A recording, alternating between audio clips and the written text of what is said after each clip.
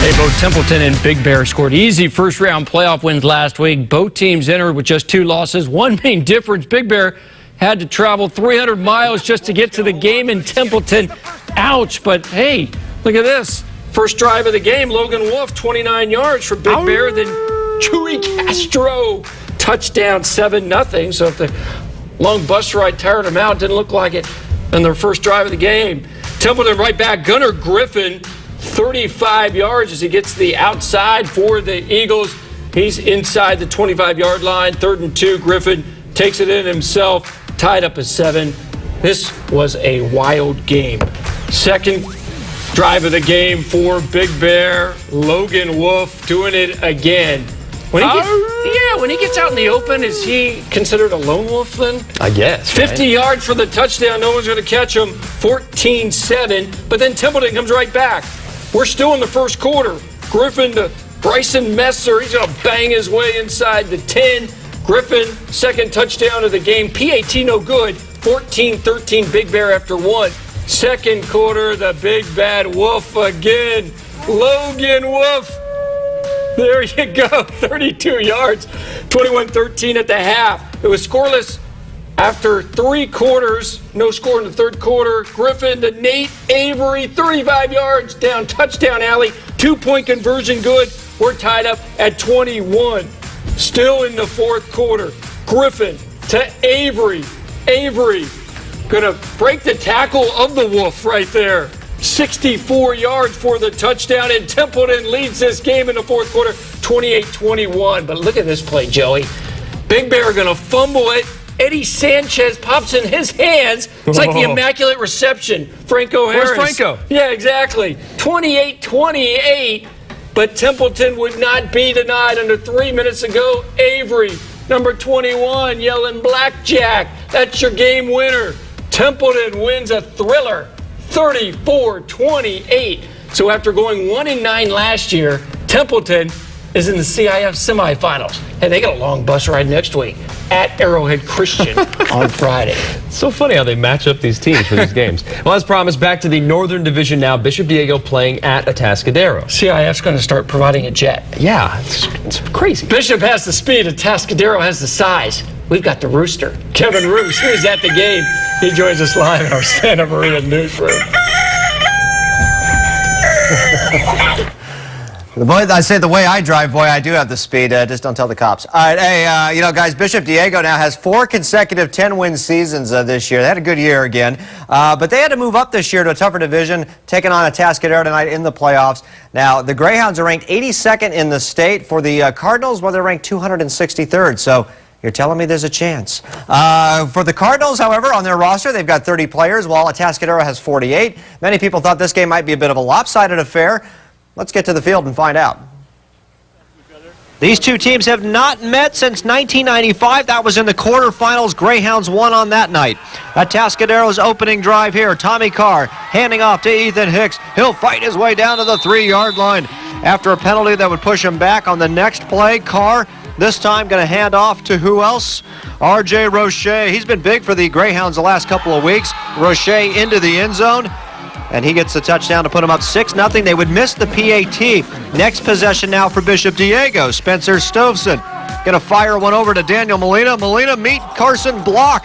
Block rocks Molina. He might not remember that play tomorrow. Cardinals forced a punt.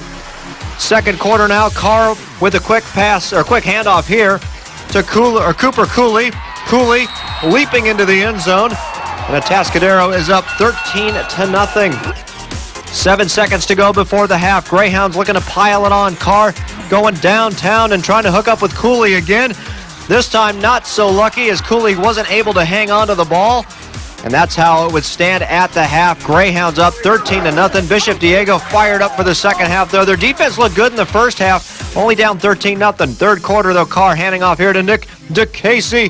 DeCasey rolling into the end zone, making a Casey for himself to get the ball more. They're up 20-0 at that point.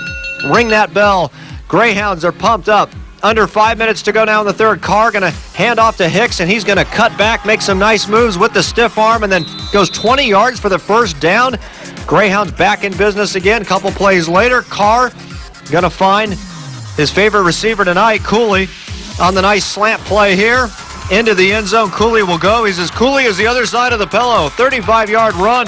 Greyhounds missed the PAT, but they're up 26-0 at that point. Bishop Diego, though, finding some life here as Stoveson misses the tacklers and then launches it almost all the way back to Santa Barbara as Alvoid Bennett hauls it in from a 73-yard pass into the end zone. He'll go, and that gets Bishop Diego finally on the board, down 26-7 at that point, but Cardinals just could not do much else after that on offense tonight as Atascadero would find the end zone one more time in the fourth quarter, and the Greyhounds go on to get the win, 33-7. All right, guys, Bishop Diego played really good defense in the first half. It's not indicative there on the scoreboard, but they played great defense in the first half. Good game in the first half, even better game in the second half for Atascadero. And unfortunately for the Cardinals, they end the year at 10-2. They did win a playoff game, though. They did have a great year, but it was a little bit tough having to move up to that Northern Division for the Cardinals this year. Hopefully next year they'll bounce back, have a better year than they had this year. For Atascadero, well, the road does not get any easier. They got to get on the road, and then they'll head down to Newberry Park next week to take on the tough Panthers. And guys, this Rooster thing has gotten so out of hand this year. I just wanted to let you know, I think we should start our own cereal brand. What do you think? It almost even looks like me. It's kind of like Fruity Flakes, you know. Hey, from the Santa Maria newsroom, Kevin Roos, tossing it back to you guys. Hey, Kevin, I think that if you're going to be on cereal, it should be Wheaties Breakfast of Champions. There you go. Right? Great job, Kevin. Thank you as always. Fun year.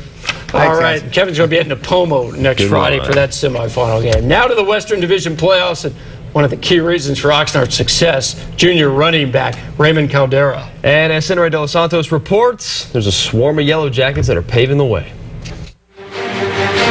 We're not pretty, we're not fancy, we just come out and go to work. It's not the finesse football, it's hard-hitting football. There's no secret to what Oxnard High is going to do once the offense steps on the field. It's not a trick like what we're running. It's just up the middle, it's right to left, the blast, counter. There's nothing new. Run. Just run. It's something that the Yellow Jackets have been known for, but the key to their success this season hasn't been just the guy running the rock. It's also been these guys, the linemen. Edwin Vargas, number 74. Daniel Barboza, number 88. Antonio Gaxiola, number 56. Andre Bellamy, number 76. Not only are these four creating holes for Oxnard star running back Raymond Caldera, but they are also the same group of guys stopping the run on defense. So they're on the field all 48 minutes, and that's usually kind of unheard of. Usually backs, receivers, people like that will play both ways, but usually the linemen don't.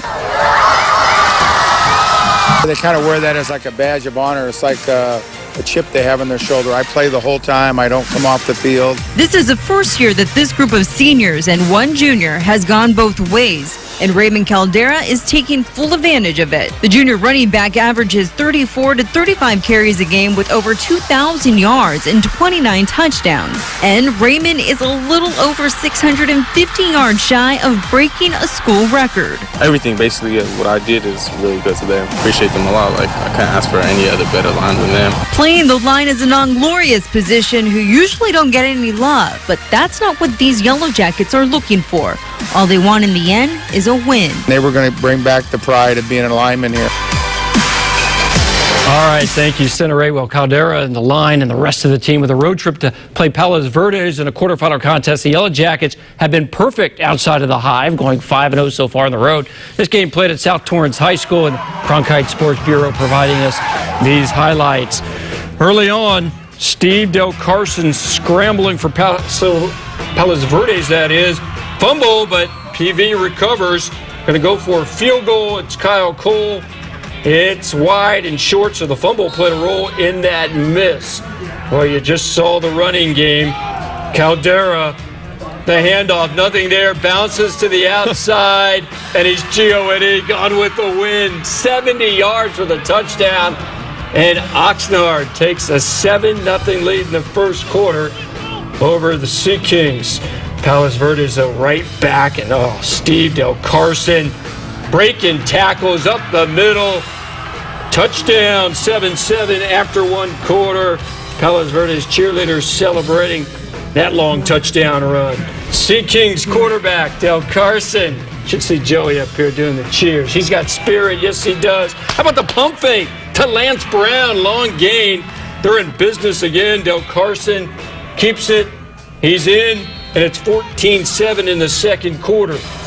Oxnard, fourth, about 7 or 8. They don't like to punt, especially on the other side of the field. Caldera, a couple moves, but he is swarmed, and they stop him, so they take over on downs. That young fan believes the Sea Kings can capitalize on the turnover of downs. No, sir. Interception.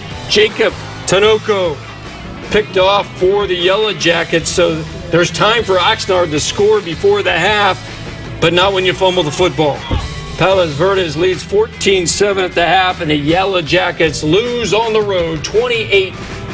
Oxnard finishing up their successful season at 9-3. They did win the Pacific Great year. Yeah, View League title. Well, more Western Division playoff action straight ahead. Ventura in traveling down to Redondo Union. Another long trip. We're going to have those highlights coming up after the break.